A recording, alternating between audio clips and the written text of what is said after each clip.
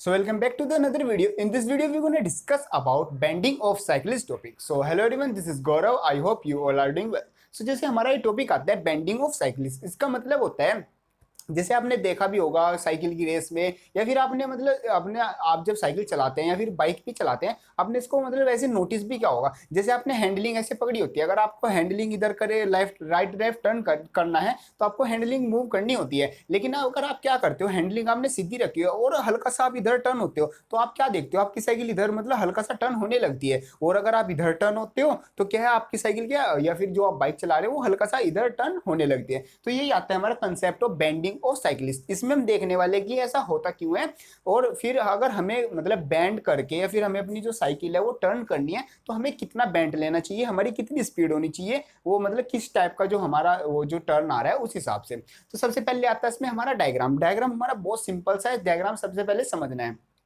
जैसे ये जो हमारा जो दिखने में डायग्राम है सिर्फ दिखने वाला सोच है, हमें सोचना है अपने जो हमारा रियल लाइफ में होता है। जैसे हमें देखना है, जैसे हम रोड पे चल रहे हैं, हमारे हाथ में हैंडलिंग है, हैंडलिंग हम हल्की सी ऐसे मूव करते हैं, हमारा टायर क्या होता है, जैसे बिल्कुल टायर स्ट्रेट होता है तो हल्का सा बेंड हो जाता है, मतलब जिस भी साइड हमें टर्न करना होता है उस साइड क्या हो जाता है, वो हल्का सा बेंड हो जाता है, हल्का सा इधर हो गया। तो इधर होने की वजह से तो क्या हो रहा है, जैसे डायग्राम में देखते हैं, जैसे ही हमारी एक रोड है, रोड हमारा एक टर्न आ रहा है, कर्व वाला टर्न आ रहा है, उस पर हमने बिना हैंडल मोड़े ही हमें क्या करना है, हल्का सा बेंड होकर अपनी साइकिल को टर्न करना है। तो इसमें क्या हो रहा है, जैसे ये जो सर्कल है ये मेरा एक साइकिल का अगले वाला या फिर हम बोलते हैं रियर टायर है। टायर क्या हो रहा है मेरा, हल्का से जैसे मुझे मैंने बेंड किया साइकिल को, अपने आप को बेंड किया तो मेरी साइकिल बेंड हुई, साइकिल इधर को हुई तो मेरा टायर हल्का सा इधर हुआ। तो इसमें क्या हो रहा है, जैसे मुझे पता है कि मेरा जो mg फोर्स होता है हमेशा वो क्या लगता है, डाउन साइड लगता है। मीन्स जो ग्रेविटी होती है, जो वेट होता है वो हमेशा डाउन साइड लगता है। तो जो मेरा वाला वेट होगा वो कहाँ पर लगेगा, mg मतलब डाउन साइड लगेगा। और अगर कोई फोर्स डाउन साइड लग रहा है तो उसका एक रिएक्शन फोर्स भी होगा, रिएक्शन फोर्स कहाँ लगेगा, अपर साइड। तो जैसे मैं साइकिल ऐसे चला रहा हूँ, मैंने ऐसे रिएक्शन किया तो रोड पर मेरा जो रिएक्शन होगा वो कैसे होगा, मीन्स मैं इस तरीके से कर रहा हूँ, इस तरीके से इसके ये ऐसे ऐसे लगा रहा हूँ, मैं एक तरह से ऐसे फोर्स लगा रहा हूँ ग्राउंड पर बेंड करने के बाद, तो मेरा जो रिएक्शन होगा वो कुछ इस तरीके से होगा। मीन्स अगर मैं ऐसे लगा रहा हूँ फोर्स तो मेरा रिएक्शन क्या होगा, मीन्स इसी के बिल्कुल अपोजिट होगा, मीन्स इस तरीके का मेरा रिएक्शन जाएगा। तो ये वाली जो मेरी एरो जाती है, ये वाली ये हो जाती है मेरी रिएक्शन फोर्स वाली।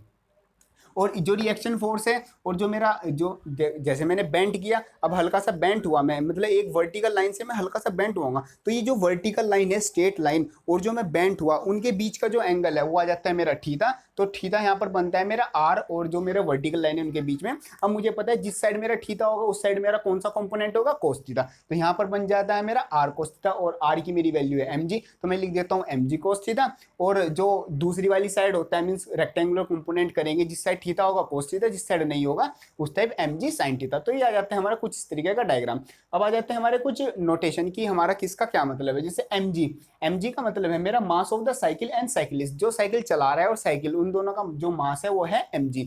r मतलब नॉर्मल रिएक्शन, नॉर्मल रिएक्शन का मतलब जैसे मैं साइकिल चला रहा हूँ, मैंने ऐसे बेंट किया तो मैंने ऐसा बेंट हुआ तो मीन मेरा जो व्हील है वो रोड पर इस तरीके से टच है, मीन्स इस तरीके का वो एक तरह से फोर्स लगा रहा है। तो वो अगर ऐसे फोर्स लगा रहा है तो रिएक्शन भी क्या लगेगा, ऐसे थोड़ा कर्व में लगेगा। तो ये मेरा ऐसे रिएक्शन लग रहा है, तो ये क्या है मेरी नॉर्मल रिएक्शन। जो भी मैं मतलब कहीं पर अगर मैं फोर्स लगाता हूँ तो मेरे पास जो रिएक्शन फोर्स आती है वो मेरा आर। नेक्स्ट आता है थीटा। थीटा क्या है मेरा एंगल विद वर्टिकल, मीन्स जैसे मैं ऐसे चल रहा था, मैं हल्का बेंट हुआ तो जो मेरी वर्टिकल लाइन है, सीधी लाइन, उससे मैं जितना बेंट हुआ उसका बीच का एंगल है मेरा थीटा। तो सबसे पहले देखता हूँ mg cos theta is equal to r। Means जैसे ये मेरा आता है mg cos थीटा, मीन्स ये अपर साइड है और मेरा वेट किस साइड लग रहा है, डाउन साइड लग रहा है। तो ये दोनों क्या कर देंगे, एक दूसरे के इक्वल होंगे, तभी तो मैं सीधा खड़ा हूँ। मीन्स जब भी तो मैं मतलब एक रोड पर स्टेबल चल रहा हूँ, अगर ये दोनों इक्वल ना होते तो या तो मैं नीचे चला जाता रोड में या फिर ऊपर हो जाता। मतलब ये इक्वल है तभी मैं स्टेबली रोड पे चल रहा हूँ। तो मेरा mg cos थीटा किसके इक्वल आ जाता है, r के इक्वल आ जाता है। ये हो जाती है मेरी फर्स्ट इक्वेशन। नेक्स्ट आती है mg sin theta provide centripetal force. अब डायग्राम में देखते हैं, डायग्राम में कैसा है, जो mg sin थीटा वो अंदर की साइड है, मीन्स जैसे ये एक तरीके से मेरा रोड कर्व ले रहा है, ये पूरा अगर हम पूरा घुमाते तो एक सर्कल बन जाएगा। तो सर्कल का सेंटर यहाँ मान लेते हैं हम, हमारा यहाँ बनेगा। तो जो mg sin थीटा है मेरे सेंटर की साइड है, सेंटर की साइड होने की वजह से मेरे को क्या प्रोवाइड होगा, सेंटीपिटल फोर्स। सेंटीपिटल फोर्स का सिंपल मतलब होता है कि वो एक ऐसा फोर्स होता है जो कि हेल्प करता है किसी बॉडी को सर्कल में मूव करने के लिए। सिंपल सेंटीपिटल फोर्स का ये मतलब होता है। तो mg sin theta provide centripetal force, that is mg sin theta किसके इक्वल हो जाएगा, सेंटीपिटल फोर्स के, और सेंटीपिटल फोर्स की वैल्यू जो होती है वो होती है मेरी mv स्क्वायर अपॉन r। तो मैं रख देता हूं mg sin theta is equal to mv square upon r। तो मेरी फर्स्ट इक्वेशन आ जाती है, सेकंड इक्वेशन आ जाती है। अब मेरे को यहाँ से थीटा निकालना है, थीटा निकालने के लिए मैं कुछ भी कर सकता हूँ, फर्स्ट को सेकंड से डिवाइड कर दूं या सेकंड को फर्स्ट से डिवाइड कर दूं। तो सिंपली मैं करता हूँ फर्स्ट को सेकंड से डिवाइड करता हूँ। मेनली मुझे क्या निकालना है, अपना टेन थीटा निकालना है। टेन थीटा होता है मेरा sine theta upon cos theta, means second upon first कर लिया, फर्स्ट अपॉन सेकंड कर लिया, फाइनली तो हमें टेन थीटा ही निकालना होता है। जैसे मैंने किया है cos theta upon sine theta, यहाँ पर मेरा आ गया, तो कोट थीटा आ गया, कोट का इनवर्स कर देंगे तो क्या हो जाएगा मेरा टेन थीटा। मेनली इस इक्वेशन को डिवाइड करने के बाद मेरी इक्वेशन आ जाती है tan theta is equal to V square upon R G, in which जो टेन थीटा है, टेन थीटा थीटा एंगल है बिटवीन जो वर्टिकल लाइन है और जितना मैं बेंट हुआ हूं उनके बीच का, v मतलब किस स्पीड से मैं चल रहा था, r मतलब जो हमारा ये रोड कर्व हो रहा है, कर्व और जो उसका सेंटर है, मींस जितना से ने टर्न लिया है उनके बीच की जो रेडियस होती है यहाँ से, मींस मान लो ये मेरा सेंटर है तो यहाँ के बीच का डिस्टेंस ये क्या होता है मेरा, एक r होता है रेडियस, और g तो हमको पता ही है एक्सीलरेशन ड्यू टू ग्रेविटी। तो ये आ जाता है मेरा tan theta equal to V square upon R G.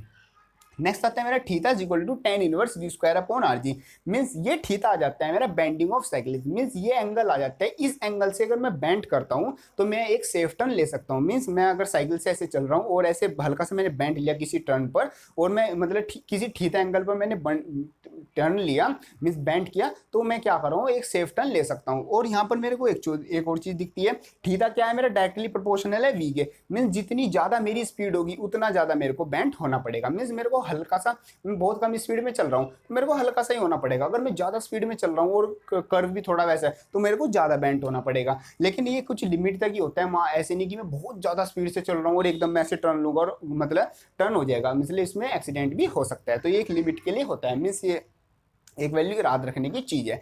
Next आती है theta is inversely proportional to radius, radius के थीटा मीन्स अगर हमारा रेडियस ज्यादा होगा, मीन्स टर्न बहुत ही बड़ा होगा, तो मेरे को थीटा भी बहुत कम लेना होगा। मीन्स आप खुद भी इमेजिन कर सकते हो, देखो कि जैसे आपने हैंडलिंग पकड़ी है और टर्न बहुत ही लंबा घूम के जाके है तो अब हल्का सा ही हो गया टर्न, या फिर अगर आपको हैंडल भी घुमाना है बहुत हल्का सा घुमाओगे यार आप पूरा टर्न ले लोगे, या फिर अगर आपका कॉर्नर बहुत शार्प है तो आपको ज्यादा टर्न होना पड़ेगा, और साथ ही साथ अगर आप हैंडलिंग से करना चाहते हो तो आपको बहुत एकदम हैंडल घुमाना होगा। तो ये आ जाते हैं हमारे इसको कुछ मतलब थीटा की किस तरीके से हमारा डिपेंड करता है।